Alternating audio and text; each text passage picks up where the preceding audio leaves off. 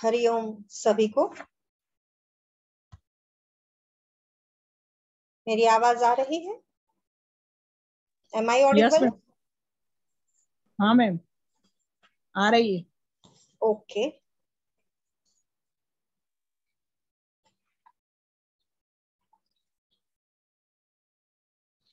मुदिता योग professional centre की ओर से चल रहे इस निशुल्क सेमिनार का आज तीसरा दिन है और तीसरे दिन में मैं अमी भट्ट आप सभी का हार्दिक अभिवादन करती हूँ।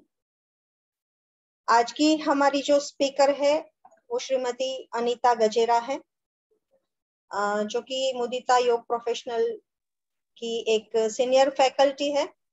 काफी सालों से वाईसीबी की ट्रेनर है, वाईसीबी की ट्रेनिंग दे रही है और इसी श्रृंखला में आज तीसरे दिन हम आसनों के बारे में, आसनों की क्या फिजियोलॉजी है, इनके बारे में अनीता जी से जानकारी साझा करेंगे। तो अनीता जी से मैं रिक्वेस्ट करूंगी कि वो अपना व्याख्यान है वो शुरू करें। ओवर टू अनीता जी। धन्यवाद अमी बहन। हरिओम सभी को। चलिए, आज का जो विषय है फिजियोलॉजिकल इफेक्ट ऑफ आसन। तो उनमें फिजियोलॉजी समझे उससे पहले हमारे हठ योग के जो शास्त्रोक्त ग्रंथ है उनका अभ्यास हम देखने का प्रयास करेंगे। तो सभी लोग जानते ही होंगे कि महर्षि पतंजलि ने पातंजल योग दर्शन में आसन के विषय में अलग अलग सूत्र दिए हैं, आसन की व्याख्या दी है, आसन का महत्व समझाया है। तो पहला आसन उन्होंने दिया है स्थिर सुखम आसनम, यानी कि ऐसी सानुकूल स्थिति जिसमें स्थिरता पूर्वक हम बैठ सके, वह आसन है। दूसरा सूत्र जिसमें कहा गया प्रयत्न शिथिल्यान अनंत समापत्तिभ्याम, अर्थात शिथिलता पूर्वक प्रयत्न करते रहे और अपने मन को अनंत में लगाए, यानी कि परमात्मा में लगाए, वह आसन है। और इसी कारण शारीरिक और मानसिक दबाव कम होते हैं। फिर आसन का महत्व समझाया है ततो द्वंद्वान अभिघातः, अर्थात जब आसन की सिद्धि हो जाती है, आसन सिद्ध हो जाता है, तब किसी भी प्रकार के द्वंद्व अर्थात सर्दी गर्मी, भूख प्यास, हर्ष विषाद आदि प्रकार के आघात हमें नहीं लगते और ये सभी द्वंद्व सहन करने की शक्ति प्राप्त हो जाती है। शरीर और मन के बीच का सामंजस्य बना रहता है। और इसी प्रकार से हठ प्रदीपिका में भी आसन का महत्व समझाया गया है। कहा गया है कुर्यात आसनम स्थैर्यम आरोग्यम च अंगलाघवम, यानी आसन के अभ्यास से शरीर में स्थिरता, आरोग्य और शरीर का हल्कापन, लाघवता हमें मिलती है। गेरन संहिता के अनुसार आसनेन भवेत् दृढ़म्, यानी कि आसन के अभ्यास से शरीर दृढ़ बनता है, दृढ़ता हमें प्राप्त होती है। तो इस प्रकार से हठ योग के ग्रंथों के अनुसार आसनों का हेतु मुख्यत्वे अंग में जयत्व अर्थात शरीर की क्षमता की लय में आ रहे विक्षेपों को दूर कर समग्र शरीर तंत्र के संवादी कार्यों को पुनः स्थापित करना है। अर्थात इसको अलग तरीके से समझे तो साइकोफिजियोलॉजिकल और स्पिरिचुअल विषय साथ में जुड़ जाते हैं। तो ये कुछ हठ योग में जो हमें आसन का विवरण मिलता है वो हमने समझा। आगे देखेंगे आसनों के प्रकार। तो अलग अलग तरीके से वर्गीकृत किया जाता है आसनों को। मुख्य 3 प्रकार है। पहला है शरीर संवर्धनात्मक आसन, दूसरा है ध्यान धारणात्मक आसन, तीसरा है शरीर शिथिलीकरणात्मक आसन। फिर शारीरिक स्थिति के अनुसार आसनों के प्रकार देखे तो 4 प्रकार। सिटिंग पोजीशन के आसन, बैठकर करने वाले। स्टैंडिंग पोजीशन के आसन, खड़ी होकर करने वाले। सुपाइन पोजीशन के आसन, शयन स्थिति के आसन यानी कि सीधा लेटकर करने वाले आसन। और प्रोन पोजीशन के आसन यानी कि विपरीत शयन, उल्टा लेटकर करने वाले आसन। तो ये शारीरिक स्थिति के अनुसार आसनों के प्रकार हुए। फिर स्पाइनल कोलम के अनुसार आसनों के प्रकार देखेंगे। Forward bending, backward bending, side bending, side bending में लेटरल लेफ्ट और राइट, फिर ट्विस्टिंग, अपवर्ड स्ट्रेच और न्यूट्रल पोजीशन। और इसी प्रकार से स्पाइनल मूवमेंट के अनुसार प्रकार देखे तो flexion, extension, lateral flexion, axial rotation, axial extension. इस प्रकार से अलग अलग मूवमेंट के आधार पर आसनों के प्रकार हम देख सकते हैं। अब आगे देखेंगे कि घेरन संहिता के अनुसार आसनों में किस तरह से आसनों को वर्गीकृत किया गया है। तो घेरन संहिता में आसनों को 2 भागों में विभक्त किया गया है। एक तो गतिशील आसन और दूसरा स्थिर आसन।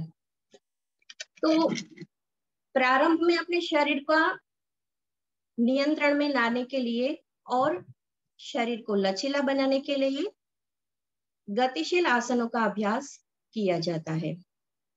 जब हम एक लंबे समय तक अपने शरीर को कोई एक आसन में स्थिर रखने का प्रयास करते हैं, तब शरीर की मांसपेशियों में दर्द होने लगता है, तनाव उत्पन्न होता है। लेकिन जब गतिशील आसनों का अभ्यास धीरे धीरे बढ़ाते हैं, तब हमारे शरीर की क्षमता में वृद्धि होती है और बाद में हम स्थिरता पूर्वक आसन कर सकते हैं। तो घेरन संहिता के अनुसार पहले गतिशील आसनों का अभ्यास बताया गया है। स्थिरता प्राप्त करने के लिए पहले गतिशील आसनों का अभ्यास करें, अपने शरीर को लचीला बनाए और अपने शरीर की क्षमता बढ़ाए, और फिर बाद में स्थिर आसनों का अभ्यास करें या आसनों में स्थिरता लाने का अभ्यास करें। तो आसनों के अभ्यास से शरीर पर क्या प्रभाव पड़ता है वो घेरन संहिता के अनुसार देखेंगे। तो आसनों के अभ्यास से शरीर पर कुछ सूक्ष्म प्रभाव पड़ते हैं। श्वसन क्रिया में परिवर्तन होता है, जिससे मानसिक एवं भावनात्मक संतुलन प्राप्त होता है। आसन शरीर के सभी जोड़ों को लचीला बनाता है, सभी मांसपेशियों में खींचाव उत्पन्न कर उन्हें स्वस्थ बनाए रखता है। शरीर में ऊर्जा का संचार होता है, शरीर से विषैले तत्व दूर होते हैं और आसन के अभ्यास से शरीर के तंत्रिका तंत्र के कार्यों में सामंजस्य बना रहता है और शरीर के अंतस्थ अंगों की मसाज होती है, मालिश होती है, जिससे सभी अंगों की कार्य क्षमता बढ़ती है। आगे फिजियोलॉजी देखेंगे कि जब हम आसनों का अभ्यास करते हैं तो हमारे शरीर पे उनका प्रभाव किस तरह से होता है, हमारे शरीर के किस अवयव पे किस तरह से उनका प्रभाव पड़ता है, आसन का प्रभाव पड़ता है, ये हमें देखना है। तो हमारे मानव शरीर का आरोग्य हमारे कोश पर आधारित होता है, जो कि सभी को पता है कि शरीर का सबसे महत्वपूर्ण आधार कोश है। कोश के पोषण के लिए, कोश यानी कि सेल के पोषण के लिए जरूरी न्यूट्रिएंट्स ब्लड के द्वारा सप्लाई होते हैं और जिनका आधार पाचन तंत्र और रुधिराभिसरण तंत्र पर ज्यादा रहता है। शरीर कोशों को स्वस्थ रखने के लिए शरीर के सभी कोशों को, शरीर के सभी सेल को स्वस्थ रखने के लिए तीन स्थितियां हमारे शरीर में जरूरी होती है। वो 3 क्या? तो पहले तो एक तो सुयोग्य पोषण और अंतःस्रावी ग्रंथियों का नियमित और जरूरी स्त्राव। दूसरा है वेस्ट प्रोडक्ट को असरकारक पद्धति से दूर करना, हमारे शरीर से बाहर निकालना। हमारे शरीर में जो भी वेस्ट प्रोडक्ट उत्पन्न होती है या कचरा उत्पन्न होता है, उन सभी को शरीर से दूर करना। और तीसरा है नाड़ी तंत्र का स्वस्थ तरीके से कार्य करना। तो इस प्रकार से अगर ये 3 स्थितियां संकलित होती है तो हम स्वस्थ जीवन जी सकते हैं या हमारा शरीर स्वस्थ रह सकता है। तो जब हम शरीर संवर्धनात्मक आसनों का अभ्यास करते हैं तब उपयुक्त तीनों शर्तों का, तीनों स्थितियों का सामंजस्य बनता है। उदाहरण स्वरूप देखें तो जब हम भुजंगासन या शलभासन जैसे आसनों का अभ्यास करते हैं तब एब्डोमेन के संबंधित स्नायु मजबूत बनते हैं, लचीले बनते हैं और इसकी वजह से पाचन तंत्र स्मूथली वर्क करने लगता है। पाचन तंत्र के अवयव का स्वयं संचालित मालिश होती है और वह मृदु बनते जाते हैं। तो इस वजह से डाइजेशन अच्छा होने की वजह से शरीर में से बिन जरूरी कचरा, मल आदि पदार्थों का योग्य तरीके से बाहर वो मल आदि कचरे निकल जाते हैं जब हमारा डाइजेशन अच्छा होता है तब। इसी प्रकार से जब धनुरासन जैसे आसनों का अभ्यास करते हैं तब पेट के स्नायुओं का संकुचन होता है और पेट के स्नायुओं का एब्डोमिनल मसल्स की स्ट्रेचिंग होती है। और इसी प्रकार से जब हम पश्चिम उत्तानासन जैसे आसन करते हैं तो उस स्थिति में एब्डोमिनल मसल्स का संकुचन होता है और उसके पेट के मसल्स जो होते हैं उनमें स्ट्रेचिंग होती है। शरीर के सेल को पोषण पहुंचाने में रुधिराभिसरण तंत्र का महत्व है। हृदय के आकुंचन, कॉन्ट्रैक्शन और रिलैक्सेशन से पूरे शरीर में रक्त का प्रवाह बहता है, यानी रुधिराभिसरण की क्रिया ये होती है। हमारा हार्ट मजबूत स्नायुओं का बना होता है। जब हम डीप ब्रीदिंग के साथ आसनों का अभ्यास करते हैं तब डायाफ्राम के नियमित अप्स एंड डाउन्स की वजह से हृदय के ऊपर, हार्ट के ऊपर सकारात्मक प्रभाव आता है और रक्त वाहिनियों द्वारा शुद्ध रक्त की मात्रा बढ़ जाती है। जब हम पैरों को ऊपर उठाने वाले आसन करते हैं जैसे कि शीर्षासन है, सर्वांगासन है, विपरीत करणी है आदि अभ्यास हम करते हैं तो उनके कारण हृदय को ज्यादा शुद्ध रक्त प्रवाह प्राप्त होता है और रक्तवाहिनियां जो है वो भी मर्यादित रिलैक्स, राहत प्राप्त करते हैं। आसनों का अभ्यास रेस्पिरेटरी सिस्टम यानी कि हमारे श्वसन तंत्र को भी कार्यक्षम स्थिति में रखता है। श्वसन प्रणाली का आधार फेफड़ों और संबंधित स्नायुओं की स्वस्थता पर होता है। जब हम आसनों का अभ्यास करते हैं जैसे कि शलभासन, तब और साथ में लंबी गहरी श्वास भरते हुए हम किसी आसन का अभ्यास करते हैं तो जो प्रेशर क्रिएट होता है वो प्रेशर के साथ वो श्वास फेफड़े के हर एक सेल में जाती है और उन कोशों को, उन सेल को सक्रिय बनाती है जो श्वसन प्रणाली के स्नायुओं को भी मजबूत बनाता है।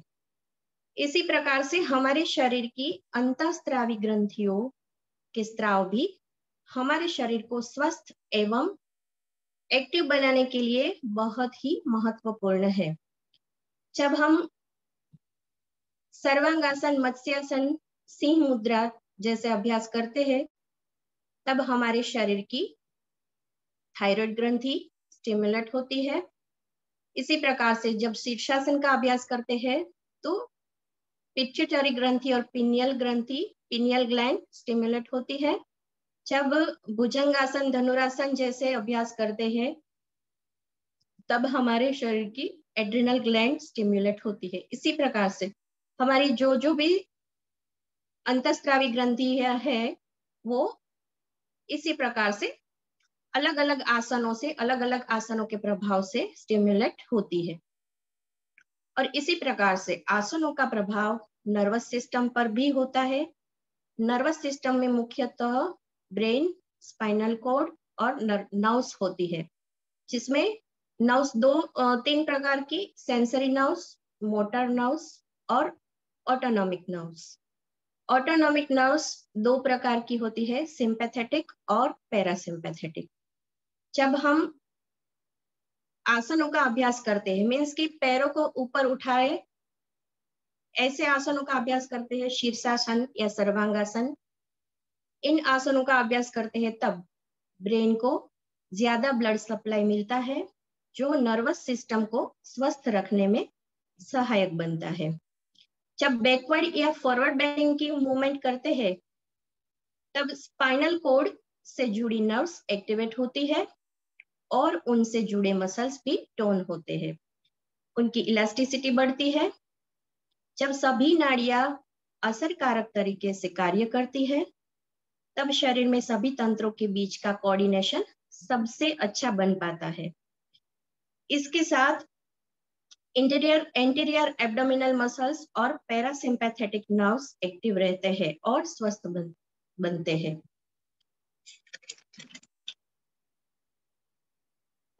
अब आगे देखेंगे फिजियोलॉजिकल इफेक्ट ऑफ मेडिटेटिव आसन। पहले हमने देखा हमारे शरीर के ऊपर संवर्धनात्मक आसनों का क्या असर होता है। अब देखेंगे ध्यानात्मक आसनों का हमारे शरीर के ऊपर क्या असर होता है। तो जब हम कोई ध्यानात्मक आसन का अभ्यास करते हैं, तो हमारा मेरुदंड, हमारी स्पाइन बिल्कुल सीधी रखते हैं, बिल्कुल टट्टार रखते हैं और होने भी चाहिए। और उनके कारण एब्डोमिनल पार्ट के ऑर्गन पर प्रेशर कम होता है, उसका प्रेशर कम होता है। इसी वजह से उस पार्ट का उस पार्ट को ब्लड का स्ट्रोक ज्यादा मिलता है और इसी वजह से नाड़ियां स्वस्थ बनती है। जब हम मूवमेंट कम करते हैं और स्थिरता धारण करते हैं, तब स्नायुओं की गतिविधियां कम होने से फेफड़ों और हृदय की क्रिया स्लो हो जाती है। और जब लंबे समय तक इसी स्थिति को बनाए रखते हैं, तो रेस्पिरेशन शैलो हो जाता है और हार्ट रेट नियंत्रित हो जाती है। और योगिक दृष्टिकोण से देखें तो योगी साधक इस अवस्था में अंतर्मुखी होता है और अपनी मानसिक स्थिति से अलग होकर परम तत्व के साथ एकत्व बनाने के लिए सक्षम हो जाता है। यहाँ पर CO2 का मीन्स की कार्बन डाइऑक्साइड का उत्पादन कम होता है और उदरीय श्वसन एकदम मिनिमम मूवमेंट के साथ रहता है। जब पेल्विक रीजन को अच्छी मात्रा में ब्लड स्ट्रोक मिलता है, तब सैक्रल नर्व्स उत्तेजित होने के कारण कुंडलिनी जागृत करने में भी सहायता मिलती है। जब ब्रीदिंग स्लो हो जाता है, तो ऑक्सीजन की रिक्वायरमेंट कम होती है और हमारा मन शांत और एकाग्र होता है। क्योंकि जब हम मेडिटेटिव पोज करते हैं, तो यहाँ पे हम शारीरिक लेवल पर ध्यान देने की हमें जरूरत नहीं रहती है, क्योंकि यहाँ पे हम कोई मूवमेंट नहीं करते हैं। तो इस प्रकार से आसनों का अभ्यास हमारे पूरे शरीर के सभी तंत्रों की कार्यशैली और कार्यक्षमता में सुधार लाता है और इसी वजह से हमारा शरीर फिजिकल और मेंटल लेवल पर स्वस्थ रहता है। हमें साइको सोशल और स्पिरिचुअल हेल्थ की प्राप्ति होती है। जब हम शरीर शिथिलीकरणात्मक आसनों का अभ्यास करते हैं, मीन्स की शवासन, जैसे हम शवासन का अभ्यास करते हैं, तो शवासन में भी श्वसन क्रिया और रुधिराभिसरण की क्रिया मंद हो जाती है और साथ में समग्र स्नायु तंत्र में भी शिथिलीकरण होने की वजह से हल्कापन महसूस होता है। पूरा शरीर हमारा शिथिल हो जाता है सभी स्नायु शिथिल हो जाते हैं।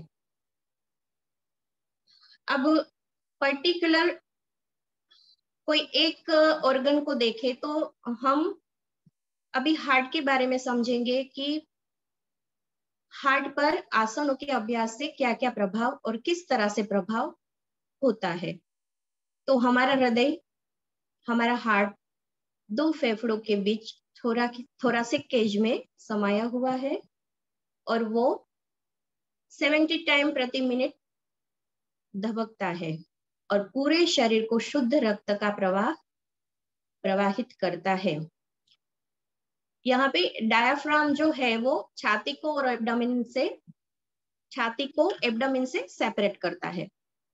जब प्रोन पोजीशन के आसन का अभ्यास हम करते हैं तब हृदय के ऊपर ज्यादा दबाव बनता है और हार्ट मसल्स की स्ट्रेंथ इंप्रूव होती है। यह स्ट्रेंथ हार्ट को पंपिंग में सहायता करती है ताकि ब्लड इफेक्टिवली सप्लाई हो सके और सभी अवयवों को जरूरी न्यूट्रिएंट्स मिल सके। जो हमारे शरीर को जरूरी है वो पोषक तत्व हमें ब्लड के थ्रू मिल सके। वेन्स की दीवार आर्टरी की दीवार के कंपेयर में वीक होती है। जब वेन्स इम्प्योर ब्लड को प्योरिफिकेशन के लिए हार्ट तक लाती है तब उसी प्रक्रिया की वजह से वो वीक बन जाती है। अगर पूरा ब्लड स्ट्रोक हार्ट को नहीं मिलता, हार्ट तक नहीं पहुंचता तो वहां पे डेफिशिएंसी उत्पन्न हो सकती है। जब हम पैरों को ऊपर उठाने वाले आसन करते हैं जैसे कि विपरीत करणी, सर्वांगासन या शीर्षासन जैसे आसनों का अभ्यास करते हैं तब मिनिमम एफर्ट के साथ ब्लड स्ट्रोक हार्ट की तरफ पहुंचता है और वेन्स की कार्यक्षमता बढ़ती है। हमारे शरीर में श्वसन प्रणाली द्वारा किया गया ऑक्सीजन सप्लाई मोस्ट इंपॉर्टेंट है। तो जो हमने हमारे हार्ट को, हमारे शरीर को ऑक्सीजन की सप्लाई हमारे हार्ट को मिलती है वो श्वसन प्रणाली से हमें मिलती है। तो फेफड़ों का इफेक्टिव फंक्शन एल्वेओलाई यानी कि वायु कोष्ठ की इलास्टिसिटी पर ये सभी आधार रहता है। उदाहरण स्वरूप देखें तो जब हम शलभासन का अभ्यास करते हैं और प्रोन पोजीशन में लेटे हैं, आसन करते हैं और श्वास भरते हुए पैरों को पीछे से ऊपर उठाते हैं तब वायु कोष्ठ में एयर प्रेशर इंक्रीज होता है जिनके कारण एल्वेओलाई की इलास्टिसिटी बढ़ती है, वायु कोष्ठ की इलास्टिसिटी बढ़ती है। उदाहरण स्वरूप समझे तो जब कोई रबर की ट्यूब को बिना उपयोग किए किसी जगह पर हम रख देते हैं तो थोड़े समय के बाद उनके छोटे छोटे टुकड़े हो जाते हैं, लेकिन जब उसी ट्यूब को थोड़ा थोड़ा हर रोज हम स्ट्रेच करेंगे तो उनके टुकड़े नहीं होंगे और उनकी इलास्टिसिटी बढ़ेगी। तो इस प्रकार से एल्वेओलाई की इलास्टिसिटी उनको नियमित अभ्यास से, आसनों के अभ्यास से बढ़ा सकते हैं हम। शलभासन में डायाफ्राम अपवर्ड डाउनवर्ड पुश होता है तब वायु कोष्ठ की इलास्टिसिटी में भी सुधार आता है। तब भी ये शलभासन में ये प्रक्रिया जब होती है, डायाफ्राम अप एंड डाउन होता है तब ये क्रिया होती है। जब गहरी श्वास के साथ भुजंगासन का अभ्यास करते हैं तब श्वसन तंत्र के सारे स्नायुओं की कार्यक्षमता में सुधार आता है और जब शरीर को पर्याप्त मात्रा में ब्लड सप्लाई मिलता है तो शरीर के सभी अवयवों की कार्यक्षमता भी बढ़ती है। इसी प्रकार से आसनों के सर्वांगासन, मत्स्यासन जैसे आसनों का अभ्यास जब हम करते हैं तो रेस्पिरेटरी सिस्टम, कार्डियोवास्कुलर सिस्टम की कार्यक्षमता में सुधार आता है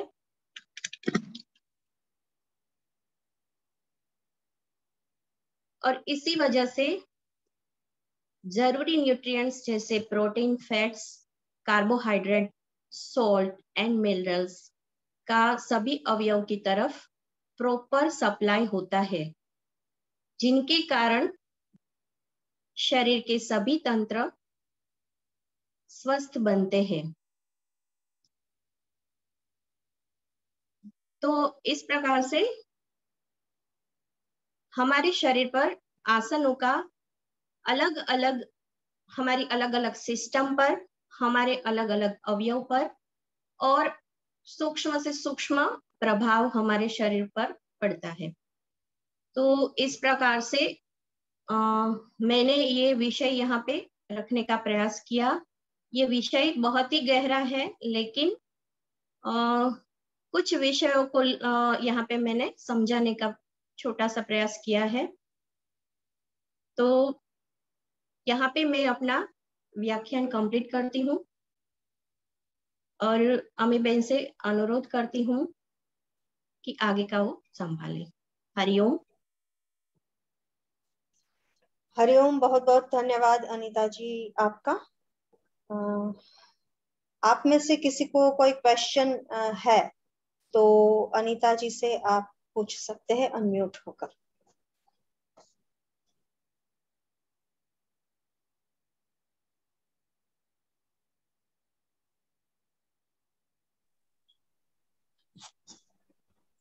मैम इसकी लिंक आ जाएगी? हाँ, उनका रिकॉर्डिंग आपको मिलेगा कल तक। Thank you ma'am.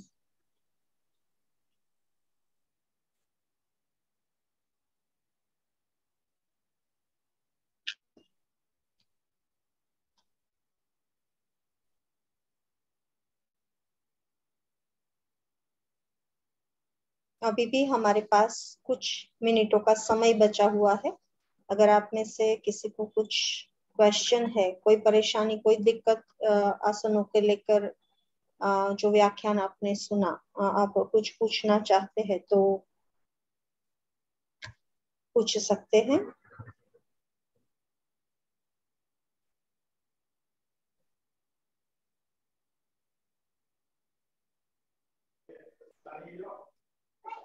Hello. Yes please. मेरा एक क्वेश्चन है मैडम, 8 साल के बच्चे को सभी तरह के आसन करवाए जा सकते हैं क्या?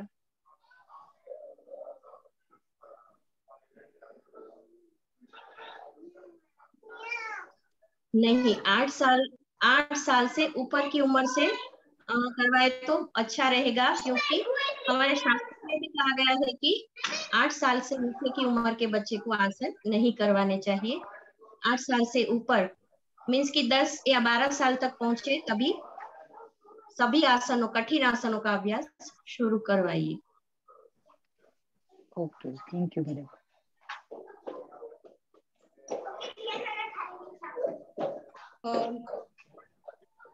मैडम, आपने जैसे अभी बोले ना कि 8 साल ऊपर के बच्चे ने योगा और आसने करना चाहिए, तो उसके पहले के जो बच्चे, अभी के स्कूल में क्या होता है कि सभी बच्चों को करवाते हैं, लेकिन उनको तो कुछ पता नहीं रहता है कि करना है, कि स्पेसिफिक जैसे डिक्लेयर किया है योगा देना है इसलिए करते हैं। तो मुझे उसके बारे में रीजन बता सकते हैं? नहीं, रीजन यही है कि वो उनके शरीर के अंगों का विकास होता है। तो जब उसका विकास होता है तो हम उनके साथ कोई छेड़छाड़ नहीं कर सकते। जब 12 साल, 10 साल या 12 साल तक पहुंचेंगे तो उनका विकास संपूर्ण हो जाता है, तो उसके बाद उसका अभ्यास करवाते हैं तो वो अच्छा रहता है। अच्छा, तो हम लोग उनको सूक्ष्म व्यायाम, सूर्य नमस्कार और कुछ प्राणायाम जैसे भ्रामरी, दीर्घ श्वसन ये दे सकते हैं? ऐसा करवा सकते हैं, हाँ। ओके, आसन सिर्फ छोड़ देना है, बाकी सब कुछ हाँ, करवा कठिन सकते हैं। आसनों का अभ्यास छोड़ देना है। ओके। और 8 साल के ऊपर ही प्राणायाम भी 8 साल के ऊपर ही करवाने चाहिए। लेकिन मैडम बाहर तो इतने कंपटीशन होते रहते हैं, तो बच्चों को बचपन से ही 4 साल 5 साल के बाद ही उनको आसन करवा के उनको नेशनल लेवल पे और स्टेट लेवल पे पहुंचा देते हैं, तो ये कैसे हाँ, होता वो है? सही बात है, लेकिन शास्त्र का नॉलेज किसी को नहीं है। जो लोग, जिसके पास नॉलेज नहीं है वो लोग ये सब करवाते हैं। ओके। अच्छा। और सेकंड मेरा एक्चुअली मैंने अभी लिंक ओपन किया आपका, तो आपका क्या टॉपिक हुआ वो नहीं पता चला मुझे, तो आपका कुछ रिकॉर्डिंग मुझे कुछ मिल सकता है हाँ, सुनने के वो लिए? यूट्यूब पे, हाँ यूट्यूब पे रिकॉर्डिंग होगा, वो रखा जाएगा, ओके। तो वहां से आप सुन सकोगे। तो क्या लिंक में क्या हम लोग को ये करना पड़ेगा, तो हम लोग उसका रिकॉर्डिंग सुने, आज का जो सब्जेक्ट हुआ है उसका व्याख्यान का? हाँ, वो अमी बेन आप बता सकेंगे। मुदिता योग करके आप यूट्यूब में सर्च करोगे तो आपको ओके। सारे लेक्चर्स वहां पे आपको मिलेगा। आज का लेक्चर है, कल तक अपलोड होगा। ओके, ठीक है ठीक है ठीक है, okay, thank you. Okay.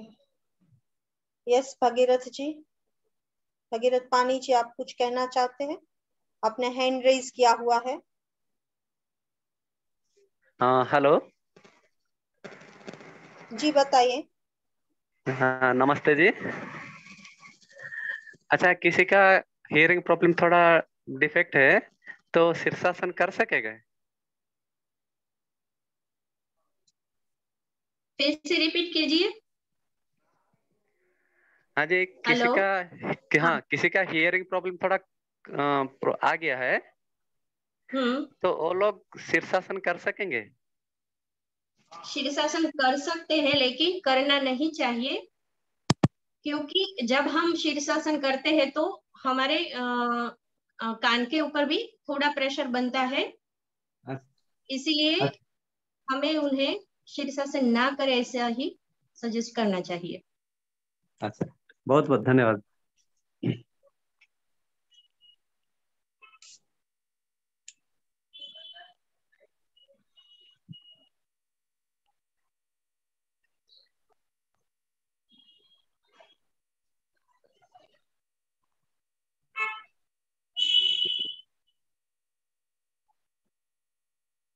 Ji madam. Yes Urvashi जी। हाँ, बच्चों को प्राणायाम कौन से करवाने चाहिए? बच्चों को प्राणायाम जैसे कि हम कोई बिगिनर्स को करवाते हैं, उसी प्रकार से जब उनकी उम्र 8 साल से ऊपर हो जाए, तब बिगिनर्स लेवल के प्राणायाम यानी कि अनुलोम विलोम, भ्रामरी और ओमकार, इस प्रकार से बिगिनर्स लेवल के प्राणायाम हम करवा सकते हैं। जी मैडम।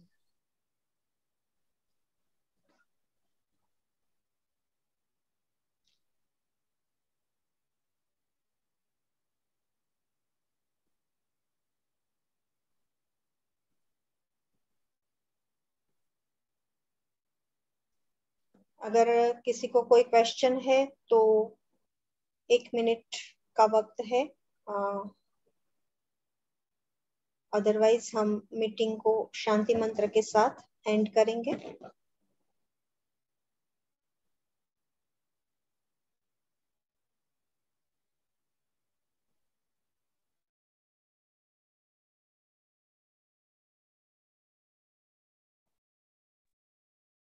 मुझे एक क्वेश्चन है कि चिल्ड्रन के लिए abdominal breathing is more important.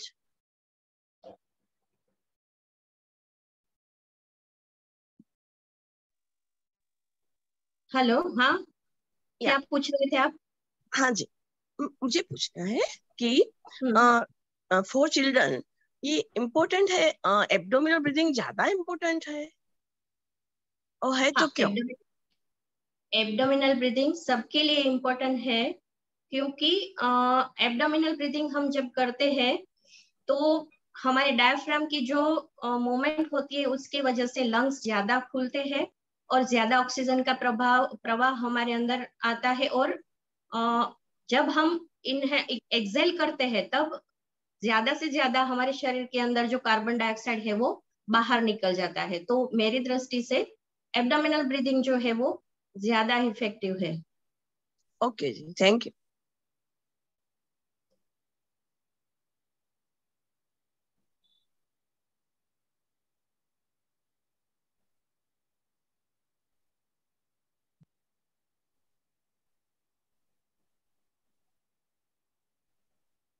YC003 Alpesh Kumar, आपने हैंड रेज किया है, आपका कोई क्वेश्चन है? हाँ ओम बहन जी, मेरा सवाल यह है कि जो हमारे वडील लोग रहते हैं उनको सुनने में दिक्कत रहती है, तो उनके लिए कौन सा आसन अच्छा रहेगा जिससे उनको सुनने में कोई दिक्कत नहीं रहेगी? सुनने में अगर कोई दिक्कत है तो वडीलों के लिए तो ऐसा ही है कि उनकी शारीरिक परिस्थिति के कारण ही उन्हें ये प्रॉब्लम हुआ होगा। लेकिन इन लोगों को हम ओमकार और भ्रामरी का धीरे धीरे अभ्यास करवा सकते हैं, ताकि थोड़ा सा उनमें फर्क आ सकता है, लेकिन ज्यादा फर्क नहीं आ सकता, क्योंकि वो एक शारीरिक समस्या है और वो उम्र के साथ अगर हुई है तो वो वहां पे हम ज्यादा कुछ योग के माध्यम से नहीं कर पाएंगे।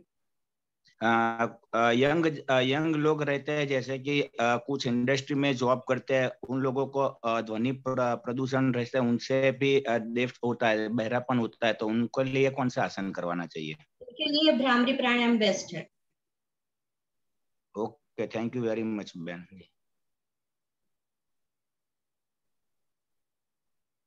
चलिए, तो आज के सेशन को हम यहीं पर विराम देंगे, शांति मंत्र करेंगे। सब लोग अपनी आंखें बंद करेंगे, कमर गर्दन रीढ़ की हड्डी को सीधे रखते हुए आंखों को हल्के से बंद करेंगे, शांति मंत्र का पाठ करेंगे। ओम सर्वे भवन्तु सुखिनः, सर्वे सन्तु निरामया, सर्वे भद्राणि पश्यन्तु, मा कश्चित् दुःखभाग् भवेत्। ओम शांति शांति शांति। दोनों हथेलियों के बीच घर्षण करेंगे और प्राप्त हुई ऊर्जा को अपनी आंखों पर लगाएंगे, चेहरे पर लगाएंगे और हल्के से आंखों को खोल देंगे। आज का सेशन हम यहीं पर पूरा करते हैं। हरिओम सभी को।